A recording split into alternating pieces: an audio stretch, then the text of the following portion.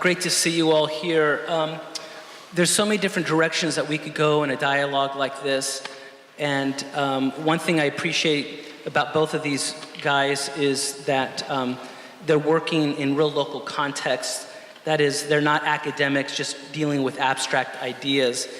And I thought I would just ask them to introduce themselves a little bit more and say what they do, in a sense, day to day. And I know that Jim here has a short film of his work, and they've been kind enough just to allow us to use their first names. Both of these gentlemen obviously have titles, pastor and imam, but we could call him Jim and Yama. So a further introduction as a way to start. I have several questions, but what my goal actually is to be a little bit in the background, to facilitate the conversation, but not to dominate at all. There might be some index cards being passed around. Feel free to use them. If not, just raise your hand, okay? And speak loudly so we can all hear. Be respectful, obviously. And let's have a good conversation to understand these two traditions that these gentlemen represent, okay? So, Jim, can we start with you, just because you've got a film, but also you're right here next to me, so. Proximity makes a difference. Jim Woody, I'm working with CareCorps International. Our work is training those involved with helping people in areas of crisis, either war or disaster. Our work is to train these local caregivers with some basic skills so they understand how to come alongside people who are grieving, who've lost loved ones, who've experienced the trauma of war or disaster. Our second thing that we do is working with children. We found that working with children, that it's one thing to train them, it's another thing you have to come alongside and show them how to work with children. So the video that we have, if we want to show that, is simply to show you what we do. And it's to equip them with basic skills so they can help them know that they're loved and they're cared for, and show the film.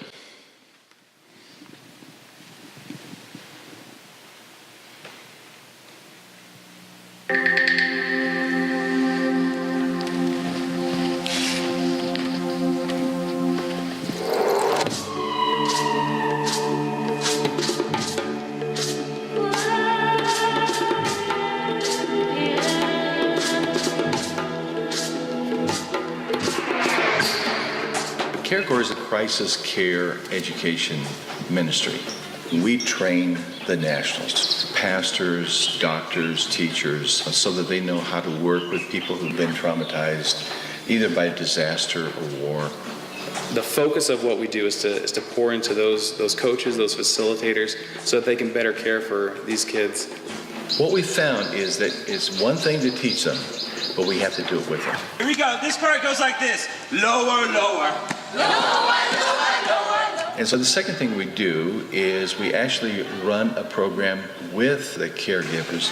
When we're together in a group, we want to come down and be on the same level. If the kids are sitting, then we can sit with them. We're privileged to work alongside these people, the ones that are there day in, day out, and to encourage them as well as give them some skills. All right, you got it. Yeah. You know the song.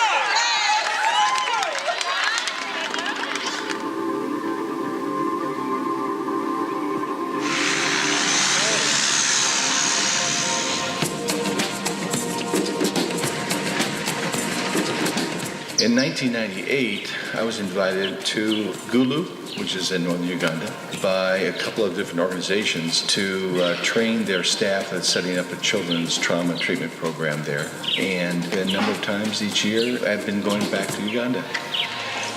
The situation in Uganda has been, there's a rebel by the name of Joseph Kony who's been abducting children and waging war in northern Uganda, southern Sudan.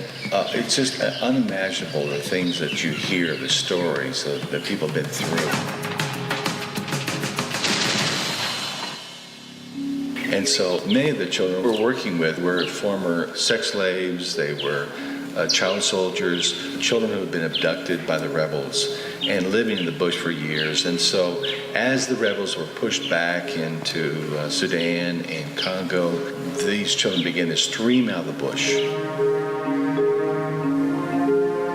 And our goal is to train the people who are there because it's their culture, it's their language, and they're going to go back into villages, into Sudan, into areas that we can't go. Make sure that you give each child a chance to lead. And that shows the children that they're special and that they're an important part of the group. There are three important pieces to the Care Corps curriculum. One is building trust, creating a safe place for children. So we gather the kids together, we sing some crazy songs, we get them excited about the day.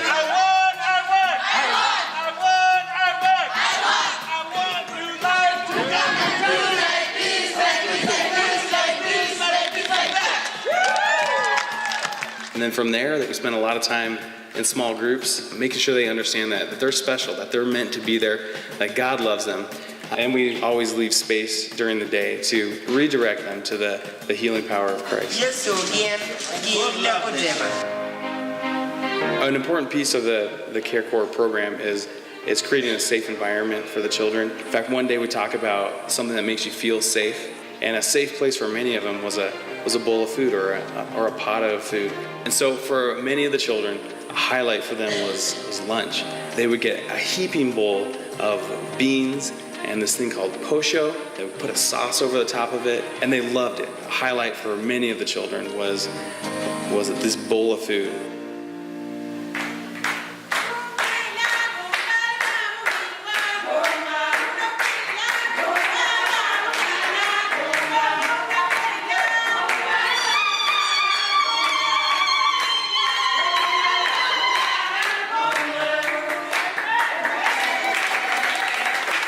It is so good to see you, friends.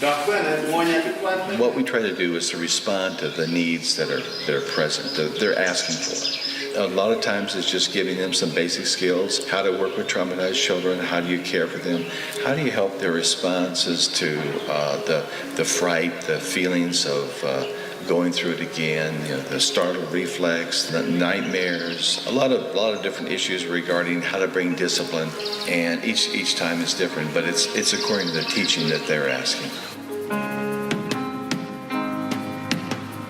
The goal of the Care Corps program is to come alongside those who are in the field and to equip them and train them. Can we all do that? Can we focus on really participating and really being with the children today? It's bringing Christ's love in a very practical way with some ministry skills so they can work with children who've been abused and gone through the horrors of war. You're sharing your life with these children, and you're helping them to discover how good God is. We had a wonderful week with the children, but that was secondary to equipping the nationals that are there, that are going to be there next week and the week after and next month and next year to continue to care for them.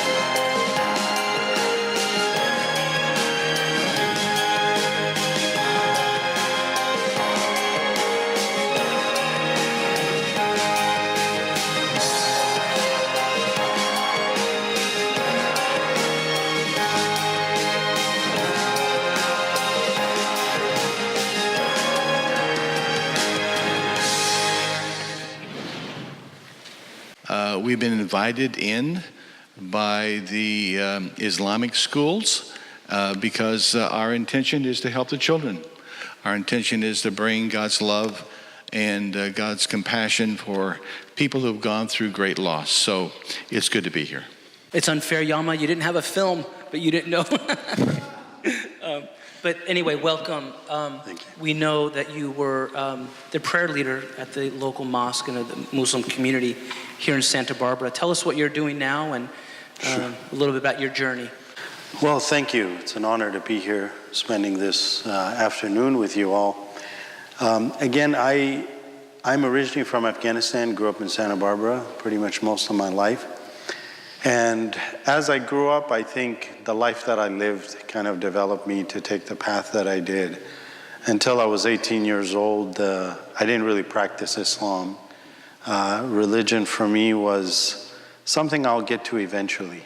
I was too busy dancing and rapping and doing the things that crazy teenagers would do.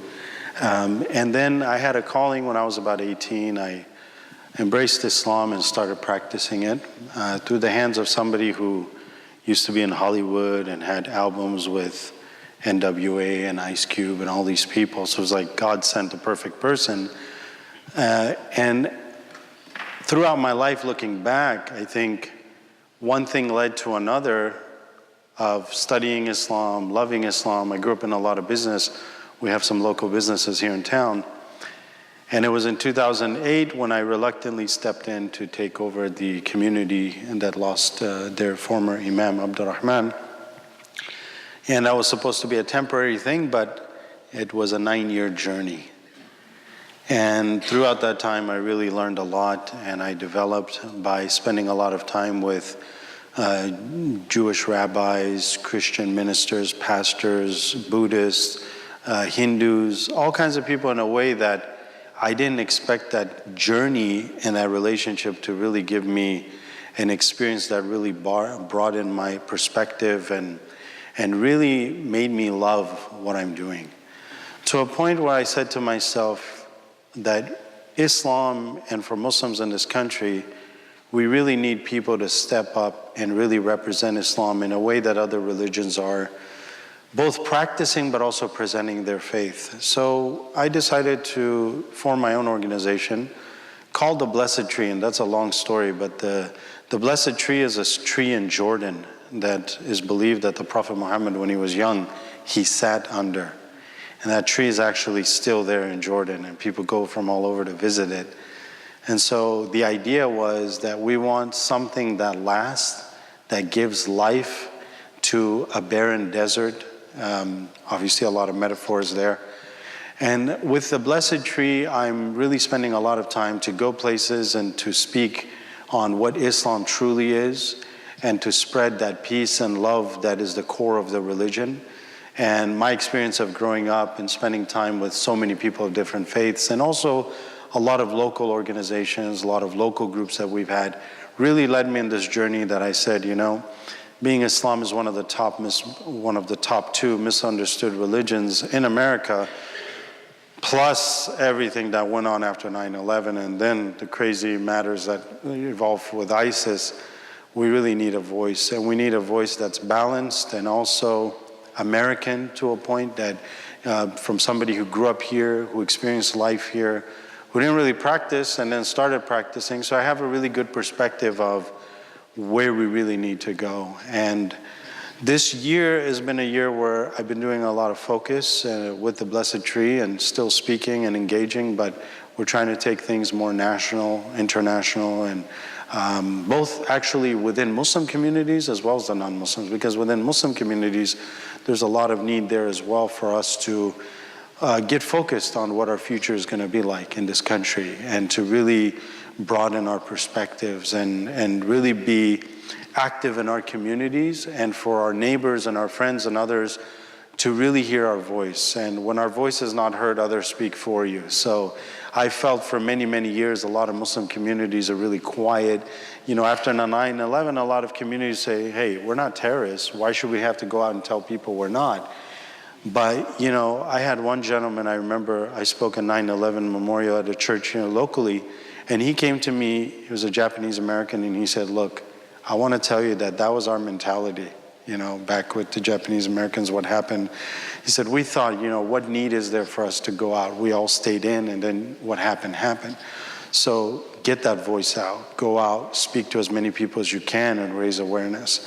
So obviously so much has changed the last 4 years with Facebook, with, you know, avenues of getting that voice out to large audiences, that things have changed a lot. And also my perspectives changed a little bit of how to engage and what types of programs to do. And we've been really focusing on Santa Barbara, as I think we have a wonderful relationship, wonderful people in this town, from ministers to rabbis to all different organizations, religious organizations. We've done just such a beautiful, we've had beautiful programs, and it's something I'm very proud of. And when I go places and people ask me, what is the solution to a lot of world problems, I tell them, come to Santa Barbara and we'll give you a taste of what I think we should be doing. And so you start at home, you start with yourself, and then you take that elsewhere. So this is a little bit of my work with Blessed Tree right now, and hopefully it'll continue to grow and have more opportunities in town to speak to. I spoke at hundreds of organizations, some I didn't even know existed. And I'm always amazed going, who started this? Where did you, wow, amazing. And I think that just shows the beauty of America and the beauty of American people, that they have a lot of aspiration. And we're something very special here in this part of the world. And I think if great change will start, and corruption both start from here. So I want to be part of that good. Thank you. Is this on? This is on. Great. Can somebody collect the cards? Or I want to be very sensitive to our time. And thank you two gentlemen very much for your introductions. Are there particular questions that you've written on those? I would ask Yama, there's a mosque going up. I knew the previous imam. Yes. You knew him better than I did, but is there a new imam then? They will probably, yes, get Okay, an but not imam yet. that will lead the prayers. I don't know if many know, but one of the roles of the imam would be to lead the prayers 5 times a day. Yeah. They don't often live in the mosque either. So it's a commute in the early morning. So there'll be an imam to do that and other services as well for the community. Here's a question, the only question. You don't have a lot of questions, huh? Oh, they're coming, sorry. But anyway, this is for Yama. Are many Muslims in the U.S. in danger of deportation due to the government's policies regarding dreamers? Something that we usually don't think about, applied to religious minorities, for instance. That's my addition. How can our churches be supportive of Muslim immigrants? Sure. I think there's a organization, Clue, if you've heard locally. There's a interfaith alliance there that deals with this particular issue of immigration. One could probably get in contact with them. My wife works with Clue, and see what are the things that they can currently do. I know I attended some of the meetings where different church organizations were trying to find out how they can be either a sanctuary or some help to people that are being picked up and deported or detained. For myself and the limited experience I have here, because we don't have a huge Muslim population here in Santa Barbara, but there are, I think there, just like the Latino community, probably I would say there's some percentage of Muslims that will probably be affected. Absolutely. So I don't have figures for that. And I think the way we can all help is join other organizations in town that are doing this work and see what particular things they could be looking for to help with that. If anybody's interested in that, perhaps we can exchange numbers after and we can give you more details. Any questions? You want to hold up your hands? If you have, right here, how about there on the left, California? Thanks. So, yeah. Hi, my wife and I lived and worked in the Muslim world for many years and ministered to Muslims in many different places, and we're still very involved with that. And I have a lot of dear Muslim friends who are some of the kindest, most hospitable people I've ever known. And but I guess maybe it's an open dialogue, so whoever wants to address it. But you know, Jesus said, "I am the way, the truth, and the life. No one comes to the Father but through me." And you know, we can really see as believers, there's the gospel of grace on the one hand, and then there's religion of trying to attain God through works, which is what Islam is. It's a religion like all world religions. And I guess maybe just some thought on, you know, how do you approach that? It's really, you know, until we kind of grapple with that, talking about, you know, similarities really is not going to get us very far. So maybe just open that up for a question.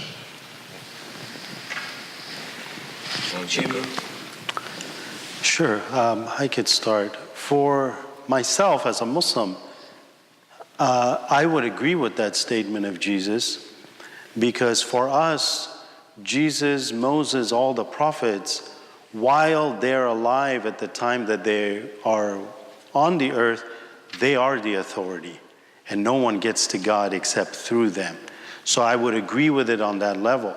But however, just like if Moses was around at his time and would say that the way to God is through me because he is the prophet to the children of Israel and he is the one that God is directly speaking with, no one can emerge from somewhere else who's not a prophet by our belief and say that I'm an authority next to Moses. We would say Moses has the authority. And so that when Jesus comes, Jesus is the authority of his time. And simply put, for us Muslims, we believe there was a last prophet, and that prophet is Muhammad. So at his time, he becomes the full authority.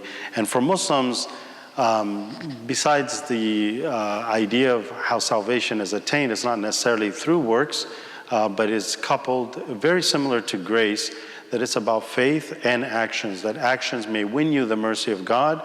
But the Prophet Muhammad said in a famous statement of his called the Hadith Collection, one of the hadiths, he said, no one can get to heaven by their good works. They said, not even you, O Messenger of God? He said, not even me, except that I hope to be enveloped in the mercy of God. But we're also told in the Quran that the mercy of God encompasses all things.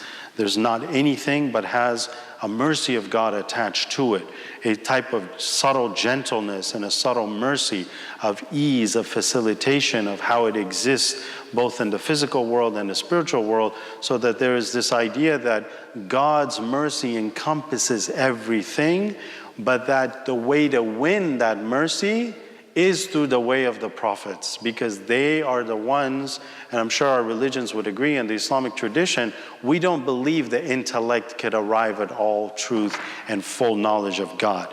We believe the intellect is limited. God would need to communicate with human beings and tell us what he wants us or doesn't want us to do. So in that case, that's the role of the prophets in Islam. And in Islam, we actually have about 124,000 prophets. 25 are mentioned in the Quran. And many of them, 95%, are biblical prophets, but with the Arabic names, like Yusuf, Joseph, Yaqub, Jacob, Ibrahim, Abraham, Yahya, John, Zechariah, Zacharias, Isa, Jesus, etc., etc. But what happened to the other 100,000 plus? Says some you know, many you don't know. In the Quran it says there's not a people, but we sent a prophet. So what was going on in this part of the world 5,000 years ago? Was there revelation? I believe, yes, there must have been. If there were people here, they must have had a prophet. Do we know about that? Probably not. And there's a beautiful verse in the Quran that I find so fantastically amazing, is that it says, وَمَا كُنَّا مُعَذِّبِينَ حَتَّى نَبْعَثَ رَسُولًا. We do not punish or hold people accountable until we send a prophet. And that prophet needs to bring absolute proof. It's not just like, hi, I'm a prophet, I speak on behalf of God. We are to come and say, prove it. Anybody can get up and say, I speak for God, prove it. And that's where miracles come in. So me as Muslims, we believe in the miracles of Jesus. Many that I believe are shared in the Bible, in the biblical narration. I believe there's one or two that is in rare traditions that we have as Muslims. And on with the other prophets, and we have stories of Mary and miracles that she was given, etc., etc. And those become proofs or validation that they speak on behalf of God. So, for us, I think if we were to look and focus on the philosophical differences or theological differences, obviously there's differences. The same reason that Jews would have certain differences with Christians on the role and identity of Jesus. We have we have a wonderful group in town that we had called the Torah Quran study group that we had for many years. And whenever Jesus came up, it was a sensitive issue. Because on the one hand, Judaism doesn't acknowledge him. On the other hand, as a Muslim, I tell everyone I meet, I would kiss the hands and the feet of Jesus and hug him and be proud that I got to meet one of the 5 greatest messengers and human beings that ever walked the planet. That would be an honor for me. So it was always weird, this relationship. So the Muslims believe in all of the prophets that came and all the tradition, but there are differences obviously, but there's also a lot of similarities. Many people do not know that we believe in Jesus as a Messiah. We believe that he was born miraculous, that he didn't have a physical father, and that he brought the dead back to life, and he cured the lepers, and did all those other things that are mentioned about him, and many other things that Muslims would have no problem accepting in terms of biblical narrations. However, the difference is that Muslims cannot accept Jesus as divine and cannot accept him as God incarnate or part of the Trinity, because the Muslims believe in our belief that God is beyond imagination. He's not a he, he's not a she. Could we use it? Maybe. God is beyond anything that can come to your mind of comprehension. He transcends time, space, imagination. What we know of him is like a peck of a bird in the ocean that just has a little bit of a water. We just have a bare understanding of God, but we don't know God past that. I'm sorry that was so long and lengthy, but No, thank you. I bet you have a follow-up. But can you wait and let's hear Jim. Again, the question about maybe grace. I think also just fundamentally point out a lot of things in Islamic theology, but at the heart of the matter is Jesus is Lord. He is God revealed, and that's the heart of Christianity. And Islam denies that. And in Islam, you know, it's shirk, and it is to take on, it's to say that God has characteristics and does not. And even admitting that in the Islamic world brings the penalty of death upon you for admitting something like that, or holding to that, particularly for a Muslim. But I think the central core of it is the issue of who is Jesus as the Lord and Savior. Right. I think that is such a core issue. absolutely. Yeah, I agree with that. So everyone heard the core issue is who Jesus is, the gospel, Injil, right? But thank you. And Jim, do you have some reflection on the question, which I think you mentioned grace or something initially. But Jim, how would you interact with either what Yama said or the question? First of all, to what Yama said, which I firmly believe, and he talks about the infinity of God, the transcendence of God. And that's what we really agree with. We believe that God is God. And I think many times we as Christians don't emphasize enough. I'm afraid that sometimes even in our worship service, it's about Jesus and my good buddy, and there's no recognition of we're talking about worshiping God, working the transcendent God, the infinite God. I heard one theologian say that with our understanding of God, that God is infinite and God is personal, or infinite, personal, personal, infinite.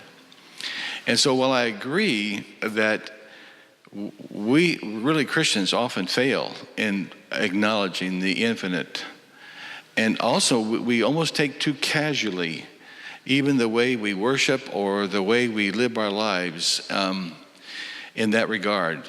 But what I found, and I'm talking about practically because I've been working with children, like for example in Gaza, children who the plane would fly over and the children cringe because they're afraid another bomb is going to drop. Children whose fathers are working with Hamas, and children who've been have seen their own parents killed. I've talked to families like, remember the CNN report of the boy that was killed on the rooftop? And I've talked to his brother, who, by the way, had gone downstairs, told his brother to leave because there was going to be bombed. And I talked with his mother. So I've talked with these and worked with these children who have seen the injustice and the hatred. But what I've found is that what they long for is they long for the personal. And I think like you saw in this Uganda with these former child soldiers and sex slaves, it doesn't have to be there or Lebanon or Gaza. I think here, what people long for is the personal. Why is the Facebook so important? I mean, why do people do Instagram?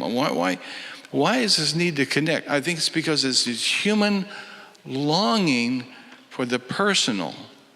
So rather than getting an argument about the centrality of Jesus, which I firmly believe, I believe Jesus is, in fact, God came in the flesh, because I believe we need a personal Savior.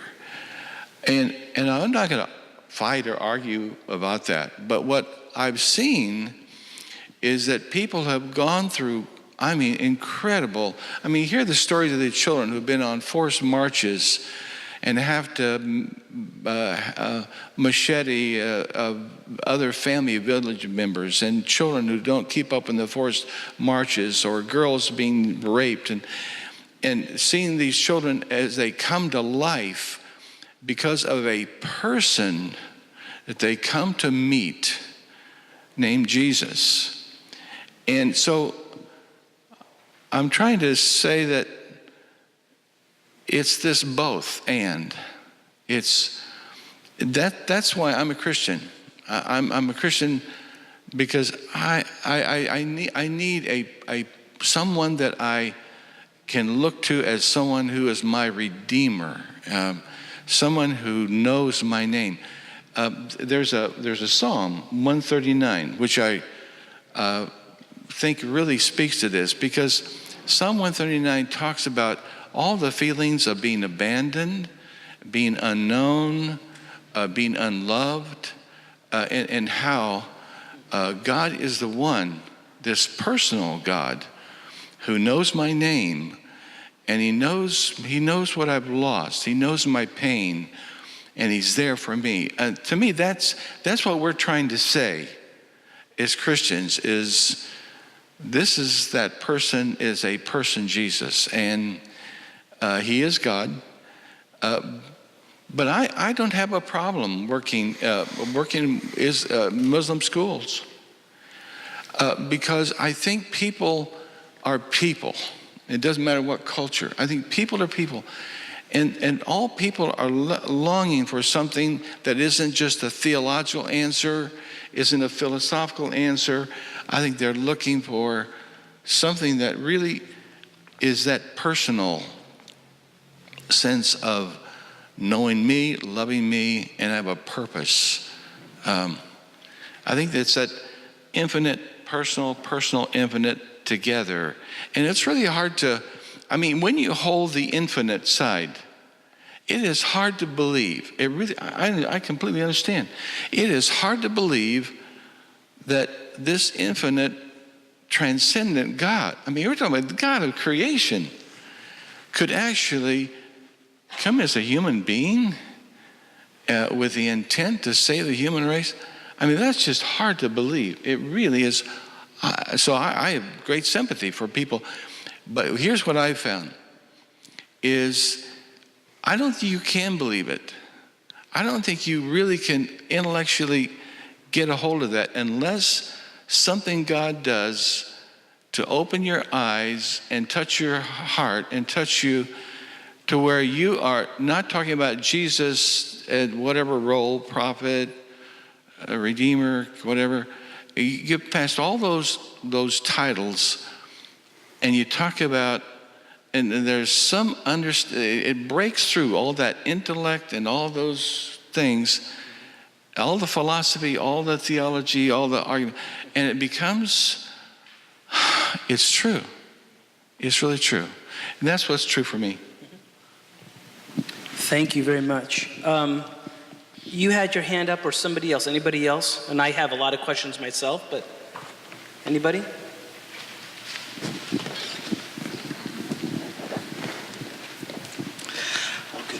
Hi. You had talked about, the more local aspects of what you do. So I don't know if this is an appropriate question, but just from a more global perspective, I'm just trying to work through my thoughts on refugees and immigration and all that kind of stuff. And I'm trying to figure out what you say to people, or Christians in particular, who are afraid of refugees because they don't want them to come impact their Christian Judeo culture. So what would you say to people who are afraid? And can I ask that, given the time, we keep our answers a little bit brief, so we'll get a couple more questions out? Thank you. Whoever wants to take that. Thank you. So if I understood the question correctly, what do we say with people who are Jewish or Christian background who are afraid of refugees coming in that might affect their faith? Is that what the question was? The society around them. Affect the society? Well, I think, part of what I believe what makes America great is that people have the freedom of religion, and that one religion is not preferred over another. And I would say to both Muslim, Christian, Jewish, whatever faith you have, if you don't have a strong foundation, then the littlest wind can knock over the tree that you've established. If you want to be, in a sense, a strong tree with good roots, then your faith has to be strong. And your faith shouldn't be shaken by, in the Quran, one of the verses that's very beautiful to me is, it talks about how God created everyone from Adam and Eve, and that he put people into different tribes and different clans and different colors and different races in order that they see a beauty in creation. And that was that you get to know one another, appreciate each other's differences, and see to the depth of the possibilities and the understandings humans could arrive at. And I think by being afraid of that is a sign to me personally that they don't have the strong faith that is required. You need to have strong faith. And whenever you're exposed to ideas, I think that's very healthy. Let me give you an example. When I was taught Islam at 18, the first thing I told my teachers, why should I be a Muslim? Just because my parents were Muslim? I don't believe in that philosophy. I don't think you should embrace the religion just because your parents did it. So that means whatever my luck of whatever faith I was born into, fine, I'll practice it because my mom and dad did it. To me, that's not sound faith. And in Islamic theology, it's unacceptable. It says, taqlid fil kalima la yajuz. To blindly follow in faith is not allowed because it's not real faith. It's just imitation.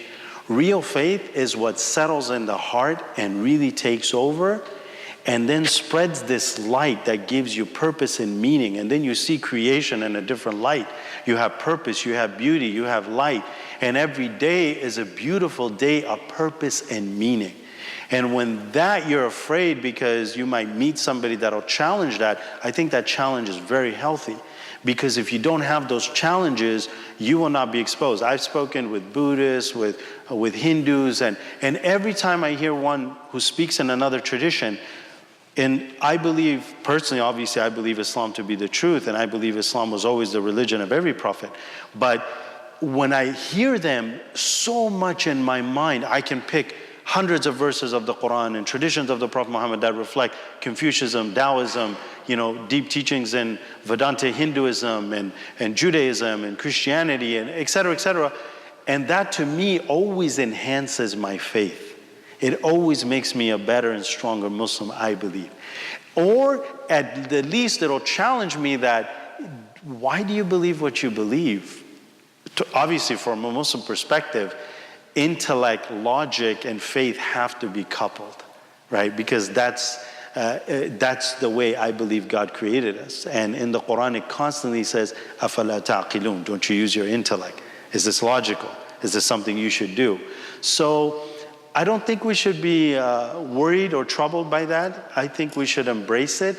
And in many of our discussions in town, I know many Jewish people that just grew stronger in their own faith. Because we had discussions of things they never thought of. They said, oh, wow, I never thought of that. I heard things from their faith. I said, oh, very interesting. Wow, that is very beautiful. I can see certain understandings now emerge that I didn't have before. And our group, the Quran Torah study group that we had, we all agreed. No one converted. None of the Jewish people converted to Islam. None of the Muslims converted to Judaism. However, we all grew an appreciation of one another, and we all grew in our own faith of our own tradition. And I think, like, the work that I do is not a work where I go spread Islam. I don't want to convert anybody personally. But what I'm trying to do is just spread the correct message. because the philosophy of 0.001% of the ISIS is 99.99% of the time all over television and propagated like that's what Muslims believe. That's what I do. So I don't even give this much of a thought where we're trying to like see what is the correct faith. I believe correct faith is how you're going to find your own meaning and purpose. Charles wanted me to be brief, and that's as brief as I can be. Yeah, thank you. Can you be brief, or can I just ask another question? Yeah. So here's the question. I think it's the obvious question. It's not even about the gospel, Christians. You're supposed to laugh like that is a big issue or a different understanding. Okay. We're at a mission conference. You know where I'm going with this. We're at a missions conference. And, you know, so many times I've worked with Christian minorities in Muslim majority countries. You know, I've never had a chance to go and sit at a mission conference of Islam. I wish I could. I think it's really valuable. It's valuable for us, you know. I say us as though everyone here is a Christian. I don't know that. But to hear from you, Yama, about Islam, you've had the good fortune, if you will, to be in Muslim majority countries too. So most people here probably have not. Sounds like a few have. Here's my question. And it's an easy one, it's a hard one. What is Christian mission? Or you could say the mission of Christianity. And we could dice those words out. But what is it? I would say the same thing. The question to Yama, what is the mission of Islam? It's sort of an obvious question, but I think it can get at some good things. Yeah, sure. I think the obvious answer is Jesus said, "Go into all the world." And we're talking about God's love. We're talking about a God of compassion, a God who knows my name, a God who knows me. He knows my broken nature. He knows and understands me. And he wants me to know intimately, personally, God. That's what I think it's about. And so my mission as a part of who we are as CareCorps and all of our ministry is to go in this ministry of compassion, the very practical way, because I'm not talking about theology, I'm just talking about practical, is that people will know that people are loved by God and that it is known experientially, it is known personally through Jesus.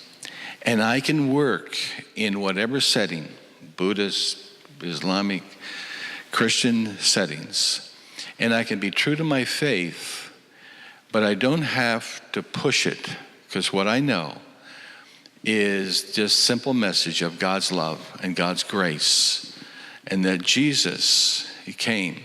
And I've sat with teachers in schools and with a complete covering, and who are asking the question, that they ask them the question, I want to know this kind of love.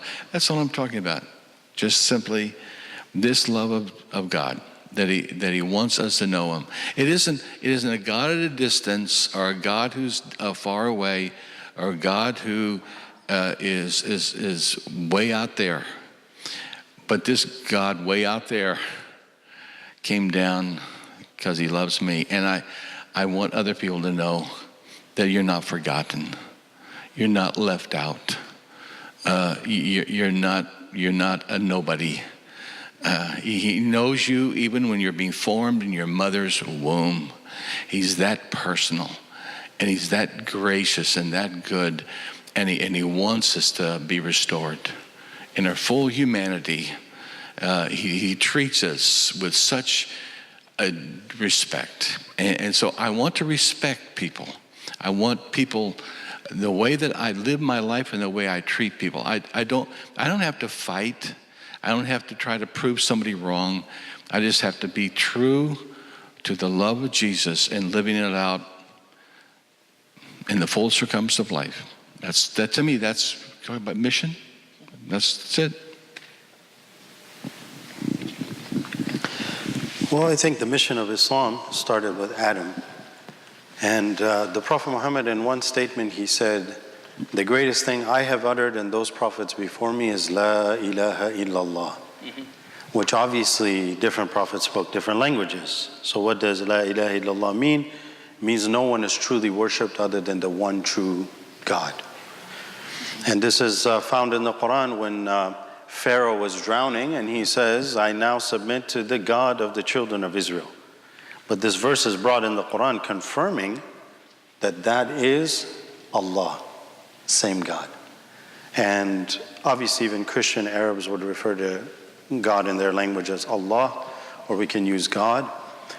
I think the mission of Islam is to present to humanity their true purpose of existence, which is to know their Creator, and then to accept the Prophet relevant to his time.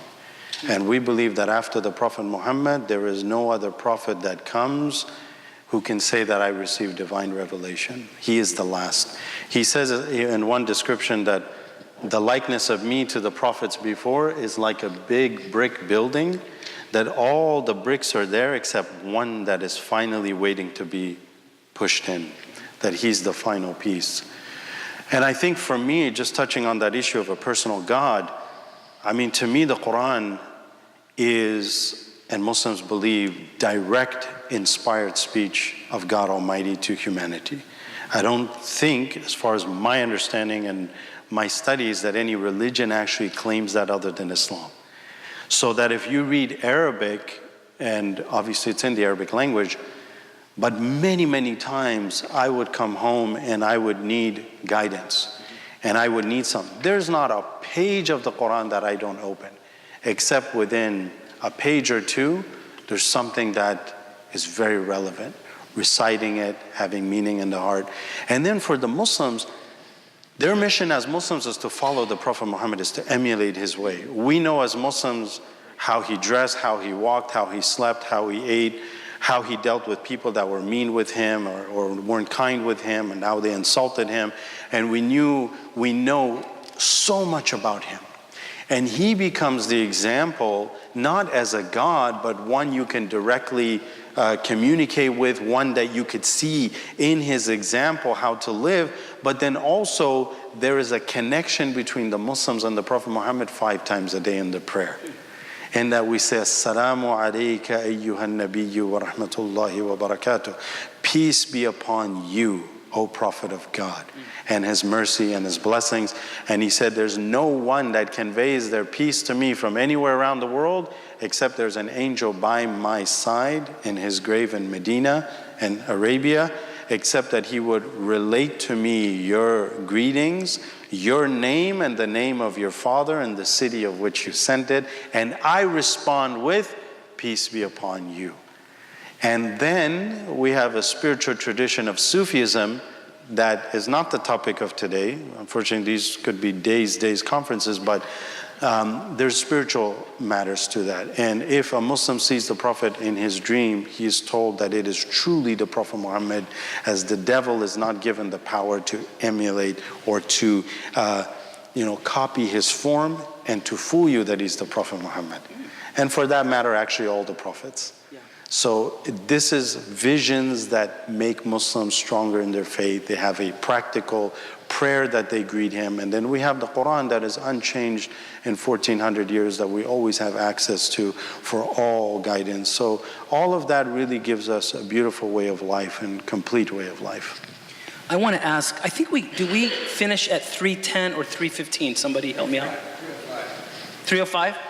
Okay, I'm going to ask a question even though my watch might be running theoretically late. Isn't that funny?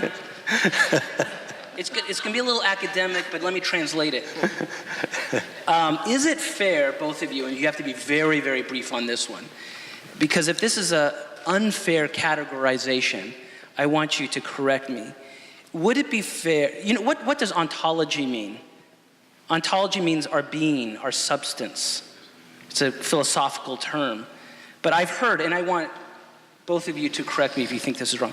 Is it correct, in your view, to think of Islam as presenting a path that we follow categorically through the prophet, and Christianity as a path that we follow ontologically.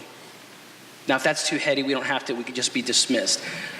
About a being changed. Does that make sense? Yeah. Do we follow God, Allah, categorically or ontologically? And again, if that's not a good question, we're done for tonight or this afternoon. We get our cookies. Does that make sense to everybody? We need more commentary. So Christians would say this, and I really wanted my voice to be in the background. Very briefly, Christians would say that Jesus didn't say, do exactly what I do. You'll do greater things. Because in the Bible, it talks about the Holy Spirit coming in and changing people's being. So we say they're ontologically changed. And they'll do things greater than Christ, which is kind of troubling for us. We think, really? That would be, what is that? In Islam, and this is what I want some clarification on, such high regard for the prophet who emulates, he's the greatest Muslim, right? Is the idea that in Islam, one follows and follows the prophet. I think about washing patterns and wudu and all this. Right. And in Christianity, it's more of an ontological change. Now we could debate and say, well, when you follow the prophet, maybe there's some being change too, right? Well, but I know we're out of time, but and that's a big question. I'll try to be very brief. Yeah, thanks. There's a story where there was a few companions with the Prophet Muhammad, and he saw some honey, and he said, "What is that?" And the first companion walked in, he said, "It's honey, O Messenger of God." And the second one came in, he said, "What is that?" He said, "Honey." And his cousin Ali walked in, who was the imam of the spiritual path, the leader, and he said, "What is it?" He walked over to it, he put his finger in there, and he tasted it, and he said, "It's honey, Messenger of God." And he said a very important statement. He said, "Man dhaqa ya'rif." Whoever tastes, they know. They have gnosis. So amongst the spiritual path of the Sufis, they don't say it's just following the Prophet. What they say is that faith is a gift that is bestowed by God, enters the heart. This light then permeates the soul, the body, and then you're inspired to follow the Prophet Muhammad. And with the following, you increase as time goes on, in a very brief answer. Jim, to finish us off. I'm so thankful that knowing Jesus isn't based on my knowing the Bible or the Quran. My belief is not based upon any works that I do. It is not anything that I do, anything that I can claim. It is totally the work of a Redeemer, one who came. So it's not a faith, it's not a works based, it's just this, it's that faith, it's that trust that what God has done is given as a gift, undeserving, unwilling to admit anything else. It's just a gift. And I have to be willing. I think the biggest problem is that often people only want to talk theoretically, philosophically, theologically, but I think what they really need to do is really ask, not is Jesus a prophet, but who is Jesus to me? And ask Jesus to come into my life. Let me tell you a real quick story. Could I end with this real quick story? I was in Bosnia right after the war was ending, as the war was ending. Now, this is 23 years ago. And I spoke in a little church in Mostar, where all the battle had occurred and the city was so bombed and everything. And it was a small church, really small. And there were a number of people from the Muslim faith who were there surrounding that church. And I talked about Jesus who can change your life, who can transform your life from the heartache, from the grief, the turmoil, all the things that you've experienced, how Jesus can come and to change your life.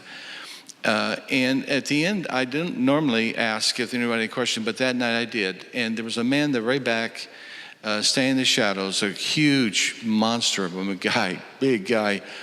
And he stood up, and his English was very good. He said, I live down the street. He said, during the war, the soldiers came down the mountainside. They dragged me, my wife, and my daughter out into the street. They raped my wife and my daughter while they helped me. They bayoneted my wife, my daughter. They bayoneted me, leaving me for dead. And he said, I survived. He said, I see those men who are across the river. And he said, I have one intention, one purpose in life, and that is to kill those men. And so he said, what do you say about that? Well, that was no time to quote the Quran, the Bible, or whatever. I just simply stood there and I asked God, what do I say? And so finally I said, I have a wife and a daughter. And if that happened to me, I would feel the same way. I would want to kill those men. That's all I would want to live for.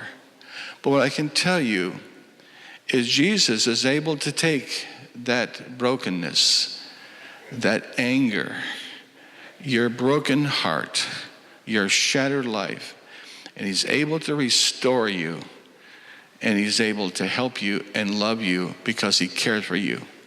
That man stood there. I thought he was going to come down and smash me in the face. About 6 months later, I'd been in Sarajevo. I came back, and there was a service that evening. It was kind of twilight, and I got to the church early. I was going to have some time to pray. I walked in the building, and then I thought I realized somebody was way back in the corner. And then I saw as he stepped forward, it was that man, that Bosnian colonel. And he ran and he grabbed me and he picked me up. I mean, my toes were dragging, and he was just one big bear of a guy, and he was shaking me like this. And he had you don't have a beard like he had. He had a huge full beard, and he had this horrible Bosnian coffee breath.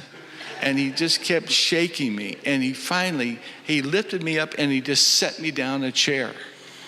And he looked at me and he said, when you were here, he said, all I wanted to do was just to come down and let you have, how could you say that? He said, well, what happened? He said, I went home that night. Half my house was bombed, burned out. He said, on the edge of my bed. And he said, I was sitting there and thinking of my wife and my daughter. And he said, all of a sudden, I just said, Jesus, help me. Jesus, forgive me. Jesus, help me. He said, I don't know what happened, but he said, there was this warmth that came through my body. He said, this bitterness, this sense of revenge, this inside me just began to be lifted. He said, all I could do was thank you, Jesus. Thank you, Jesus. He said, there are days when I remember my wife and my daughter, and he said, it just brings back the tears. But he said, what has happened? He said, I'm a Muslim. He said, but I've come to know Jesus, and he's changed my life. And all I can tell you is I love Jesus. So that's all I have to say, is I think when you talk about the transformation, the ontological kind of question, a personal kind of answer to that is Jesus can heal a broken heart because he knows us and loves us.